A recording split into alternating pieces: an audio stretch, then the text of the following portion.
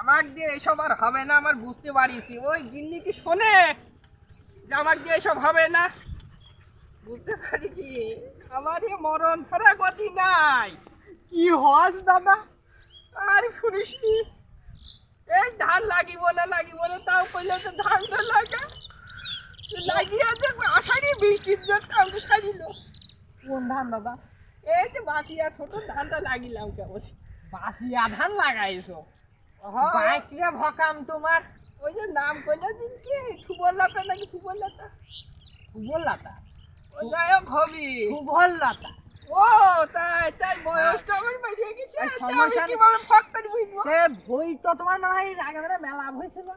না দাগ এখনো আছে, যে ছোট ধানের জন্য ওই পর্যন্ত বড় ধান পর্যন্ত। কিন্তু এই চাষকে আমার কোনো ব্যাংক ব্যালেন্স করতে হবে আমার। তো ব্যালেন্সা বহুত ব্যালেন্সা বহুত টাকা।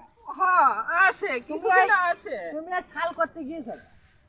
হ্যাঁ, না ও সাল আমার করার দরকারই ছিল না। ওই মেয়ে লোক শুনলি কি আমরা এই দশা হয়নি। সেটাই তো কথা। মেয়া লোকের ভকামের দোষ। না না, এভাবে আর হয় না, সংসার এভাবে চলবে কিভাবে? তোমার দুঃখ থেকে আমি কাঁদতে মন আর কইস রে, আবার ওই ওই কাজ করিয়ে খাবাকে।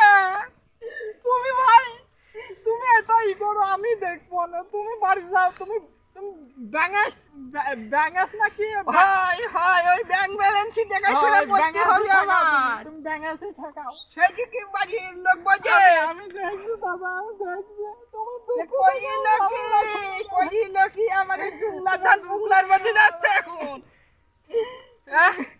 তুমি হাসিনা সরকারও 23 বাড়ি ছেড়ে গেছে। ওই যে আমার জমির বাড়ি না দেখবে কিছু বলে ওই পদ্মা সেতুর লাইন করিছে। কাজটুক করিস? না না, মোটা ভালো করিনি।